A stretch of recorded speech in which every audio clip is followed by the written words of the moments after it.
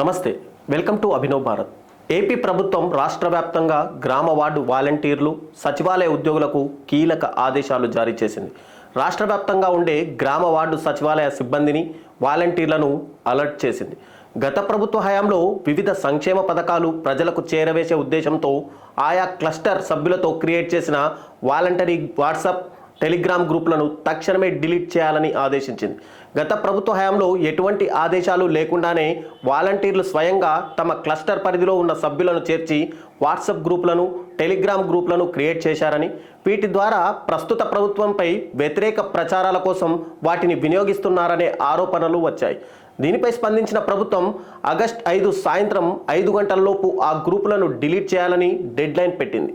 తక్షణమే ప్రజలు ఆయా గ్రూపుల నుంచి ఎగ్జిట్ అవ్వాలని సూచించింది. మరోవైపు ముఖ్యమంత్రి చంద్రబాబు ఇటీవల ఏపీలో వాలంటీర్ల వ్యవస్థపైన సమీక్ష చేశారు. ఏపీ ప్రస్తుత ఆర్థిక పరిస్థితుల నేపథ్యంలో పరిమిత సంఖ్యలో వాలంటీర్ల సేవను వాడుకోవాలని సీఎం చంద్రబాబు భావిస్తున్నట్టు తెలుస్తోంది.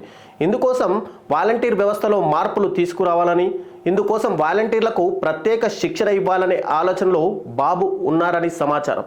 దీనికోసం వాలంటీర్ల చదువు, నైపుణ్యాలపై ఆరా తీస్తున్నారట. వాలంటీర్ పోస్టుకి విద్యార్హత 10వ తరగతి నిర్ణయించిన చాలామంది డిగ్రీ, ఇంజనీరింగ్, పీజీ చేసిన వారు కూడా ఇందులో ఉండడం గమనార్హం. వారి విద్యార్హత, నైపుణ్యం ఆధారంగా శిక్షణ ఇప్పించి ప్రైవేట్, కార్పొరేట్ సెక్టార్లో ఉద్యోగాలు కల్పించాలని ప్రభుత్వం భావిస్తోందట. ఈ విషయంలో ముందుగా వాలంటీర్ల విద్యార్హతలపై డేటా సేకరించి ఆ తర్వాత నిర్ణయం తీసుకోనున్నట్లు తెలుస్తోంది. ప్రస్తుతం ఏపీలో 1,60,000 మంది వాలంటీర్లు ఉన్నారు. వీరిలో కొంతమంది ప్రత్యామ్నాయం చూపించి మిగతా వారిని వాలంటీర్లుగా కొనసాగిస్తారని సమాచారం.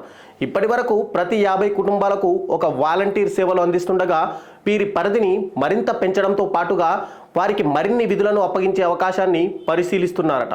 మొత్తానికి వాలంటీర్ల నుంచి ఎలాంటి వ్యతిరేకత రాకుండా ఉండేలా జాగ్రత్తలు తీసుకోవాలని చంద్రబాబు అధికారులకు సూచించినట్టు తెలుస్తోంది. ఇదే నిజమైతే మరొక హామీని కూటమి సర్కారు నిలబెట్టుకున్నట్టే అవుతోంది. నాయకులారా, మీ పనితనం మీ అధినాయకులకు తెలియజేయాలనుకుంటున్నారు. ప్రజలారా, మీ సమస్యలను మీ నాయకులకు తెలియజేయాలనుకుంటున్నారు. ప్రజా సమస్యల పరిష్కార వేదిక మీ అభినవ్ భారత్.